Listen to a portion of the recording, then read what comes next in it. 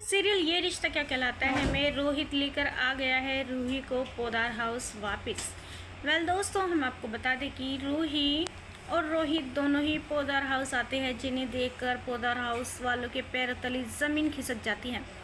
और वहीं विद्या कहती है, रोहित तुम यहाँ पर, तुम तो इस दुनिया में नहीं थे, तुम यहाँ पर कैसे? क्या मैं कोई सपना तो नहीं देख रही? तभी रोहित कहता है, नहीं माँ, आप कोई सपना देख नहीं रही। किसने कहा कि मैं इस दुनिया में नहीं था? आप लोगों ने मुझे ढूंढने की कोशिश की, मुझे जानने की कोशिश की मैं कहाँ हूँ, किस हाल में हूँ। नहीं ना? क्या आपको मेरी कोई डेड बॉडी मिली थी? उस वक्त मेरा एक्सीडेंट हुआ था, मैंने फ़ोन किया था, मैं घर आ रहा हूँ, लेकिन मेरा एक्सीडेंट हो गया था।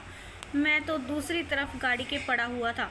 भाई ने गाड़ी तो देख ली एक्सीडेंट वाली, लेकिन क्या मुझे ढूंढने की कोशिश की कि मैं कहाँ हूँ? क्या मेरी कोई लाश मिली थी जो आप लोगों ने मुझे मरा हुआ समझ लिया?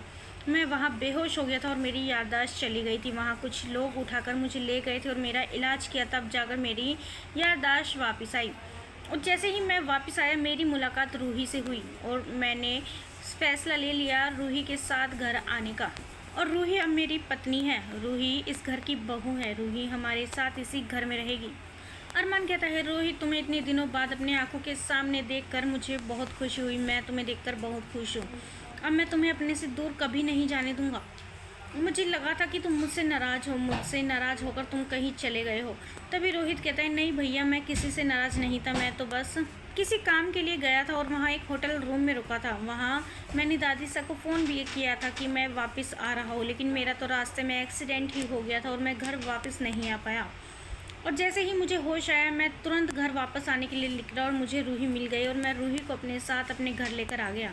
और रूही अब मेरी पत्नी है, रूही मेरे साथ इसी घर में रहेगी। दोस्तों, सीरियल में आए ट्विस्ट को लेकर आप कितने एक्साइटेड है, हमें अपनी राय कमेंट्स में ज़रूर बताइएगा। और नहीं किया है चैनल को सब्सक्राइब तो जल्दी से कर लिए, जिससे सीरियल से जुड़ी सारी अपडेट हम आप तक लेकर पहुँचे सबसे पहले।